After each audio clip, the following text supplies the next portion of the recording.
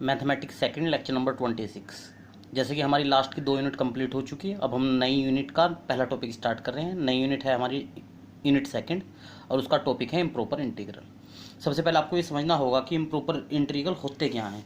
उसके लिए पहले आपको बता दूं कि इंटीग्रल 2 तरह के होते हैं, एक तो प्रॉपर इंटीग्रल होते हैं और एक इम्प्रॉपर इंटीग्रल होते हैं। अब प्रॉपर इंटीग्रल कैसे होते हैं?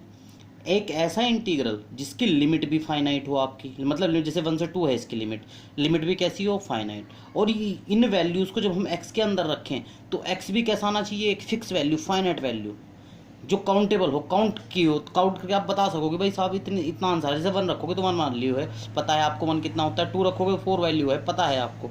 तो ऐसे इंटीग्रल को क्या बोलते हैं? जिसकी लिमिट भी आपकी फाइनाइट हो और जो ये फंक्शन है ये भी कैसा हो, उसका बाउंडेड। ठीक है ना, मतलब बाउंडेड से मतलब ये है कि जो आंसर आए लिमिट रखने में वो फिक्स हो, उसका आपको पता हो, ऐसे को बोलते हैं बाउंडेड।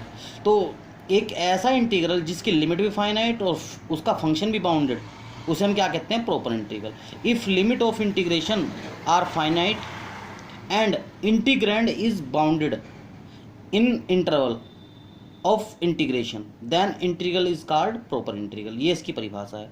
मतलब एक ऐसा इंटीग्रल जिसकी लिमिट फाइनाइट हो, जो फंक्शन है वो कैसा हो, बाउंडेड। अब ये फंक्शन की जगह मैंने वर्ड इस्तेमाल किया है इंटीग्रैंड। इंटीग्रैंड क्या होता है? जब हम इंटीग्रल करते हैं ना, तो जिस फंक्शन का इंटीग्रल करते हैं उसे इंटीग्रैंड बोलते हैं।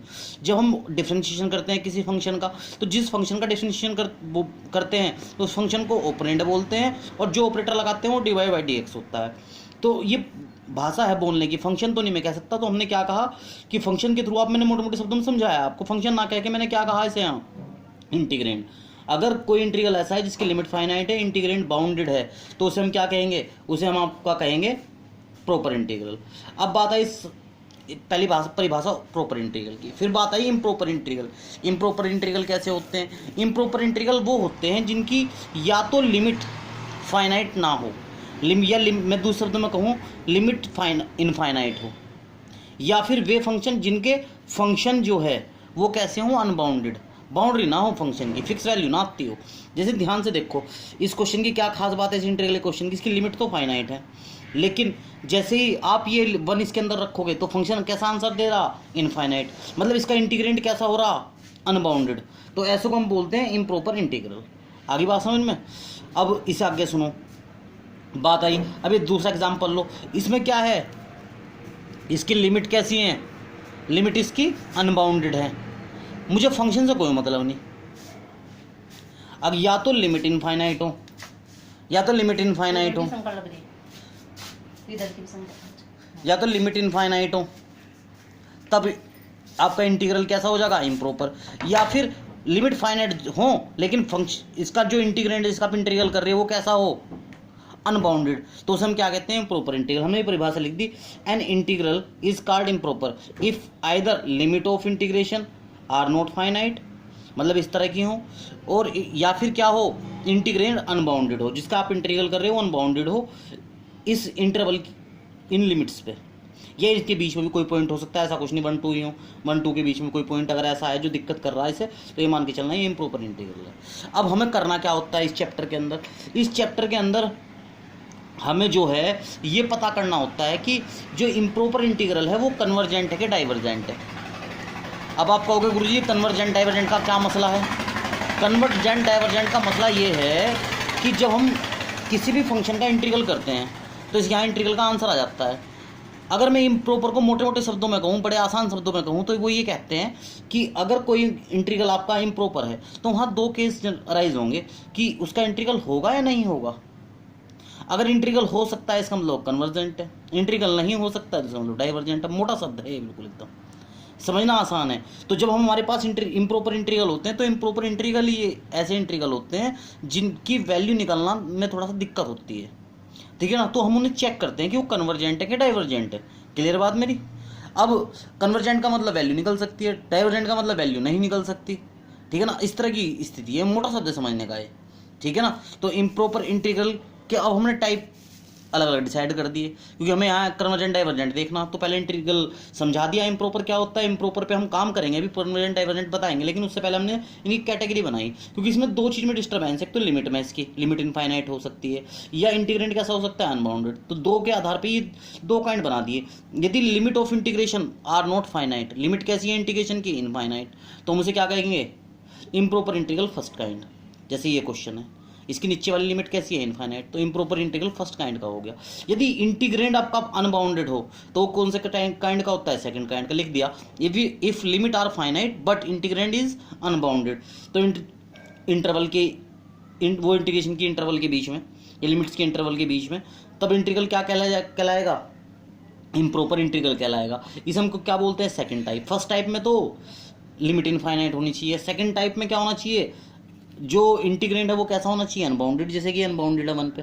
तो दो टाइप डिसाइड कर दिए, लिमिट वाला टाइप तो अलग कर दिया और इंटीग्रेंड वाला टाइप अलग कर दिया। ठीक है, अब आती है वही वाली बात, अब मैंने जो बोल ली है कि इम्प्रॉपर इंटीग्रल में दिक्कत होती है इंटीग्रल निकालने में। तो इन्हें क्या चेक करते हैं हम कि ये इम्प्रॉपर इंटीग्रल कन्वर्जेंट है कि डाइवर्जेंट है। अगर हमें कन्वर्जेंट चेक करना है तो देखो, यदि इम्प्रॉपर इंटीग्रल की वैल्यू आपकी फिक्स आ जाए, जो भी आपका मान लिया इस तरह का इम्प्रॉपर इंटीग्रल है, इसकी वैल्यू अगर आपकी कैसी आ जाए, फिक्स फाइनाइट वैल्यू, तो हम ये क्या कहेंगे कि ये इम्प्रॉपर इंटीग्रल कैसा है आपका, कन्वर्जेंट। अगर इसकी वैल्यू कैसी आई, इनफाइनाइट या माइनस इनफाइनाइट, तो हम इसे क्या कहेंगे, डाइवर्जेंट। ऑक्सीलेट, ना तो फाइनाइट वैल्यू आए, ना माइनस इनफाइनाइट या प्लस इनफाइनाइट आए, वैल्यू मूव करती रहे, तो ऐसे केस में ना तो कन्वर्जेंट ना डाइवर्जेंट, तो ऐसे केस को हम क्या कहेंगे, ऑक्सीलेट। जिसका ना तो हम ये बता पाते कि कन्वर्जेंट, ना हम ये बता पाते हो डाइवर्जेंट, तो हम क्या कहेंगे, ऑक्सीलेट। अब देखो, अब हम पहले क्या करेंगे, हमने कन्वर्जेंट डाइवर्जेंट का डिस्कस करना। मोटे शब्दों में आपको ये समझना, कन्वर्जेंट से मतलब हमारा क्या है कि हम ये चेक करना चाहते हैं कि ये इंटीग्रल वैल्यू देगा या नहीं देगा। वैल्यू देगा तो कन्वर्जेंट, नहीं देगा तो डाइवर्जेंट, और नहीं देने का एक केस ऑक्सीलेटरी भी है। ठीक है, तो हम ये सब डिस्कस करेंगे यहाँ पे। हमें कुल मिला के प्रॉपर इंटीग्रल तो वैल्यू देते ही देते हैं, उनका तो टेंशन नहीं है, क्योंकि उनमें साफ कहा गया परिभाषा में कि लिमिट कैसी होनी चाहिए, फाइनाइट, इंटीग्रेट कैसा होना चाहिए, बाउंडेड। तो जब दोनों चीज़ फिक्स हैं, उसकी लिमिट भी फाइनाइट है, इंटीग्रेंड भी बाउंडेड है, तो वहाँ तो कोई टेंशन नहीं है। दिक्कत इम्प्रॉपर इंटीग्रल में है, तो हमें ये चेक करना कि इंटीग्रल वैल्यू देगा नहीं देगा। देगा तो कन्वर्जेंट बोलते हैं, नहीं देगा तो डाइवर्जेंट बोलते हैं। ठीक है ना, नहीं देगा तो ऑक्सीलेट भी केस है एक ऐसा, जहाँ हम कुछ भी नहीं बता पाते। ठीक है, तो अब हम यहाँ पे चेक करेंगे और वो चेक करने के फॉर्मूले लिखेंगे। ये दो काइंड मैंने बताए, फर्स्ट काइंड सेकंड काइंड। तो पहले हम फर्स्ट काइंड को चेक करेंगे, जब लिमिट कैसी होगी, इनफाइनाइट। उस केस में हम टेस्ट करके बताएंगे कि क्या इंटीग्रल की वैल्यू होगी या नहीं होगी, कन्वर्जेंट। अब बार बार ये कहना इंटीग्रल की वैल्यू होगी नहीं होगी, तो एक वर्ड फिक्स है, कन्वर्जेंट है कि नहीं, बस ये चेक करना है, मान के चलो आप। ठीक है, तो अब देखो आगे चलते हैं। अब कन्वर्जेंसी चेक करने के रूल हैं। देखो मैंने रूल लिखे है, टू चेक कन्वर्जेंसी या डाइवर्जेंसी, अगर आपको चेक करनी है कन्वर्जेंसी डाइवर्जेंसी का शॉर्ट मीनिंग आपको बता ही दिया। मोटे शब्दों में सीधा कहें, वैल्यू देगा नहीं देगा। जैसे हम वर्ड इस्तेमाल करते हैं फाइनाइट, तो अंडरस्टूड है कि आप गिने जा सकते हैं। अगर मैं कह रहा इनफाइनाइट गिने नहीं जा सकते, तो दिमाग में बार बार गिने नहीं जा सकते, गिने जा सकते हैं, ये वर्ड ना लिख के फाइनाइट इनफाइनाइट कह दिया। यहाँ पे बार बार वैल्यू देगा नहीं देगा ये बात ने क्या कह दिया, कन्वर्जेंट डाइवर्जेंट, सीधा सीधा समझना बस। अब देखो, अब हम फर्स्ट काइंड को चेक करने का तरीका ढूंढेंगे। फर्स्ट काइंड में ये हो सकता है कि अपर लिमिट आपकी, क्योंकि फर्स्ट काइंड में क्या होता है, लिमिट क्या होती है, इनफाइनाइट होती है। हो सकता है अपर लिमिट आपकी कैसी हो, इनफाइनाइट। तो उस क्वेश्चन को आप इस तरह तोड़ना, लिमिट एक्सटेंड्स टू इनफाइनाइट ए से x F X D x, फिर इसके इंटीग्रल की वैल्यू निकाल के लिमिट भर देना उसमें, फिर उसके बाद देखेंगे वैल्यू देगा नहीं देगा। अगर वैल्यू दे दी उसने तो मतलब फाइनाइट वैल्यू देता है तो कन्वर्जेंट, और नहीं देता फाइनाइट वैल्यू तो डाइवर्जेंट। अगर माइनस इनफाइनाइट प्लस इनफाइनाइट देता है तो डाइवर्जेंट। अगर दोनों में से कोई नहीं है, ना तो इनफाइनाइट, ना प्लस इनफाइनाइट, ना माइनस इनफाइनाइट, और ना ही फाइनाइट वैल्यू, तो वो क्या होता है, ऑक्सीलेट। माइनस इनफाइनाइट से बी हो अगर नीचे वाली लिमिट इनफाइनाइट, तो उस केस में इस तरह आप इंटीग्रल को लिख लो और लिखने के बाद वैल्यू निकाल लेना। अगर माइनस इनफाइनाइट दे रखा, प्लस इनफाइनाइट दे रखा, दोनों पॉइंट इनफाइनाइट, तो आप उसमें बीच में क्या कर लो, अपने पास से एक पॉइंट इंट्रोड्यूस कर लो, ए। कुछ भी मन देख लेना, लिमिट के बीच में क्या पॉइंट है, वो जो मन करे वो ले लेना। हमने ये ले लिया, ये लेके इंटीग्रल सवाल आप इस तरह लिख के सोल्व कर लेना। इसके बाद मैंने रूल लिखा सेकंड, यदि एफ एक्स जी एक्स दो आपके फंक्शन है, फंक्शन मतलब ये इंटीग्रल के अंदर है फंक्शन, जिसे आप इंटीग्रेंड बोलते हो, मतलब दो इंटीग्रेंड आपके पास हैं और आपने लिमिट निकाल ली एक्सटेंशन इनफाइनाइट पे एफ एक्स और जी एक्स की, वो एग्जिस्ट करती है और नॉन जीरो है, तो ये दोनों integral A to infinite F X D X, A to infinite G X, ये कैसे होंगे, या तो कन्वर्जेंट या डाइवर्जेंट। ये जो तरीका है इसे हम बोलते हैं कंपैरिजन टेस्ट। ठीक, अब दूसरा तरीका, अगर कोई integral G X is equal to 1/x की पावर n हो और ए टू इन्फाइनाइट 1/x की पावर n dx का इंटीग्रल कुछ भी आता हो, कैसा भी आता हो, तो हम इंटीग्रल की शक्ल देख के बता सकते हैं कि ये कन्वर्जेंट होगा डाइवर्जेंट। कैसे, अगर n का मान ग्रेटर देन 1 हुआ तो कन्वर्जेंट, n का मान छोटा है बराबर हुआ 1 से तो हम क्या कहेंगे, डाइवर्जेंट। अब तो आप कहोगे गुरुजी आपने ऐसा किससे किया, भाई एक रिजल्ट है जिसे हम बोलते हैं पी टेस्ट। आपको प्रूफ नहीं करना, बस डायरेक्ट लगाना। अगर कोई इंटीग्रल ऐसा दिख जाए ना तो इसकी n चेक कर लो, अगर n बड़ा हुआ 1 से कन्वर्जेंट, छोटा बराबर हुआ तो डाइवर्जेंट। इस टेस्ट को आगे मैंने लिखा कंपैरिजन टेस्ट। ऐसा है जो कंपैरिजन टेस्ट है उसकी 4-5 टाइप हैं। ये comparison test first, comparison test second, third, fourth, fifth, इस तरह 5 टाइप हैं और उन सबको कंपैरिजन टेस्ट बोलते हैं। तो मैंने इसे भी कंपैरिजन टेस्ट भी बोलते हैं। वैसे इसका मेन नाम जो है वो मेरे भाई पी टेस्ट है। तो अब पी टेस्ट से याद रखना इसे। तो ये पी टेस्ट, यहाँ पावर पी होती है इसकी, 1/x की पावर पी होती है। मैंने एन लगा लिखा गया तो मैंने एन से ही बना दिया इसे, ठीक है ना। पी टेस्ट बोलते हैं इसे जनरली, ठीक है। तो ध्यान रखना, ये कंपैरिजन, ये भी कंपैरिजन टेस्ट बोला मैंने, ये भी, ये कंपैरिजन टेस्ट की फॉर्म है। हो सकता है फर्स्ट फॉर्म हो, लेकिन हमें फॉर्म से कोई मतलब नहीं, हम तो कंपैरिजन टेस्ट से भी लिख देंगे तो भी कोई दिक्कत नहीं है, ठीक है भाई। ये रिजल्ट है। उसके बाद एक मेरे भाई ये म्यू टेस्ट है। अगर बाय द वे किसी क्वेश्चन को आप इस वाले मेथड से नहीं कर सकते, पहले वाले से, तो उसमें दूसरा नियम लगा लो। दूसरा भी नहीं लगा सकते, दूसरे से कोई लाभ नहीं हो रहा तो तीसरा लगा लो। तीसरे से कोई लाभ नहीं होता तो चौथा है भाई म्यू टेस्ट। म्यू टेस्ट क्या कहता है, अगर आपको ये पता करना ए टू इन्फाइनाइट एफ एक्स कोई इंटीग्रल डी एक्स है, इसकी टेस्टिंग करनी कि ये कन्वर्जेंट है कि डाइवर्जेंट है, ये वाला इंटीग्रल, तो क्या करो, जो एफ एक्स है इसमें उठा के गुणा करो एक्स की पावर म्यू की, और इन्फाइनाइट पे लिमिट चेक करके देखो। अगर म्यू का मान तुम अपनी मर्जी से ले लेना, अगर म्यू का मान 1 से बड़ा लोगे और ये चीज़ एग्जिस्ट कर जाए तो ये इंटीग्रल कैसा हो जाएगा, कन्वर्जेंट। अगर आपने म्यू का मान कैसे ले रखा, 0 और 1 के बीच में ले रखा और आपने इसकी लिमिट निकाल ली और वो एग्जिस्ट करती है और नॉन जीरो है, तो हम इसे क्या कहेंगे, डाइवर्जेंट, ठीक है ना। मैं आपको क्वेश्चन बताऊंगा तो और अच्छे से क्लियर हो जाएगा। अब बात आती है एक रूल ही है फिफ्थ, ऑब्सोल्यूटली कन्वर्जेंट। परिभाषा में भी पूछ सकता है 2 नंबर में, ऑब्सोल्यूटली कन्वर्जेंट क्या होता है। यदि कोई इंटीग्रल इस तरह का है 0 to infinite F X D X, ये कहलाएगा ऑब्सोल्यूटली कन्वर्जेंट। यदि 0 से इन्फाइनाइट मोड फंक्शन का मोड कर लेना और इंटीग्रल कर लेना, वो कैसा है, कन्वर्जेंट।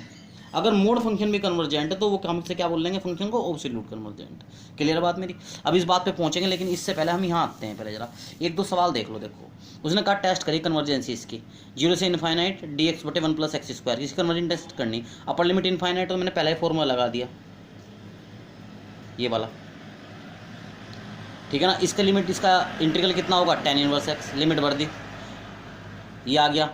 tan इनवर्स और 0 किसका मान होता है, tan 0 का, tan से tan कट जाएगा, 0 हो गया तो केवल tan इनवर्स x बच गया। इन्फाइनाइट भरते ही tan इनवर्स इन्फाइनाइट किसका मान है, π/2 का, tan से tan कट गया तो आंसर कितना है, π/2, जो कैसा आंसर है, फाइनाइट आंसर है। तो इसका मतलब ये इंटीग्रल कैसा हुआ, कन्वर्जेंट। क्लियर। इसके बाद दूसरा देखो, वो कह रहा है टेस्ट करिए कन्वर्जेंसी, इसकी दोनों लिमिट इन्फाइनाइट। तो मैंने अपने पास से 1.0 ऐड कर लिया इनमें, अलग अलग इंटीग्रल लिख लिए, दोनों के मान निकाल लिए। मान निकालने के बाद कैलकुलेशन करी, कैलकुलेशन करने के बाद मैंने पाया कि इसका भी इंटीग्रल का वैल्यू कितना आ रहा, π/2, जो कि कैसा है, finite. So integral is convergent. अगर इनफाइनाइट हो जाता तो मैं डाइवर्जेंट बोल देता, ठीक है ना। अगर फिक्स वैल्यू ना आती, कुछ नहीं कह सकता इंटीग्रल में, ऑक्सीलेटरी बोल देता, ठीक है भाई। और देखो, अभी देखो मैंने यहाँ रिजल्ट लिखा चौथा, कंडीशनल कन्वर्जेंट। अगर कंडीशनल कन्वर्जेंट है तो ध्यान रखना, यदि ये इंटीग्रल तो मोड वाला इंटीग्रल तो कन्वर्जेंट आपका ना हो, बट मोड हटा के कैसा हो इंटीग्रल कन्वर्जेंट, तो हम बोलते हैं कंडीशनल कन्वर्जेंट। छठा रिजल्ट मैंने लिखा, यदि एफ एक्स जी एक्स दो फंक्शन है किस तरह का, कि जी एक्स किससे बड़ा है, एफ एक्स से, और जी एक्स कैसा हो आपका, कन्वर्जेंट, तो छोटा इंटीग्रल भी, छोटा फंक्शन जो है उसका इंटीग्रल भी अगर आप लोगे तो वो भी कन्वर्जेंट होगा। ये दो इंटीग्रल आपके पास में, जी एक्स कैसा है, छोटा एफ एक्स है, और जी एक्स कैसा आ जाए, डाइवर्जेंट, तो फंक्शन भी कैसा होगा, डाइवर्जेंट। इन रिजल्ट का यूज़ भी करेंगे।